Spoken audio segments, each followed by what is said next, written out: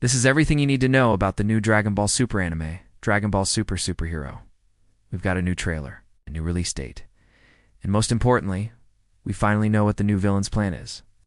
Their plan is pretty simple, actually. They're going to destroy everything. But why? Well, to understand their motivation, we got to go back to the beginning. We all know that the Dragon Balls were created by the gods of this universe, and we also know that the Omni King Zeno used to watch over the multiverse with his army of angels. But did you know that before Zeno took over, there was a group of gods who ruled over the multiverse? They called themselves the Eclipsed gods. And according to Wiz, these guys were kind of like the supreme Kais of each universe, keeping everything in balance. But unlike the supreme Kais, they didn't give up their power even after realizing how truly strong Zeno was. And so he had no choice but to erase them from existence. But just because Zeno erased them doesn't mean they're gone forever. See, when the Eclipsed gods were fighting against Zeno, they unleashed the full power of their god ki. And this energy, which they called Eclipse energy, consumed everything in its path. It literally ate away at the fabric of the universe.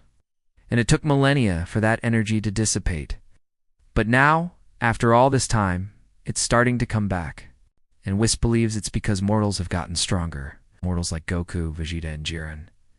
Now, if you remember, Jiren was one of the strongest fighters in the Tournament of Power. He was able to stand toe-to-toe with Goku in his Super Saiyan God and even Blue forms. And although he ultimately lost, he was still praised by the Grand Priest as being the most powerful mortal in the multiverse. And so it seems that the return of the Eclipsed gods has something to do with Jiren, and perhaps even Goku and Vegeta as well.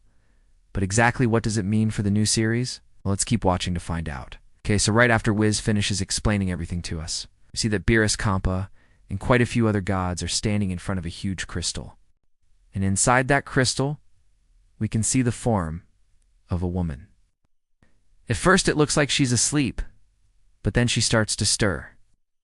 And I think it's safe to say that this is one of the Eclipsed gods that Whis was talking about. And while we don't get much in the way of context, I think it's pretty clear that this new movie is going to follow a similar structure to the Broly movie. In the Broly movie, we had a lot of exposition telling us about the Saiyans' history and their past with the Saiyans. And here it seems like we're getting a lot of exposition about the gods of destruction and their past with the Eclipsed gods.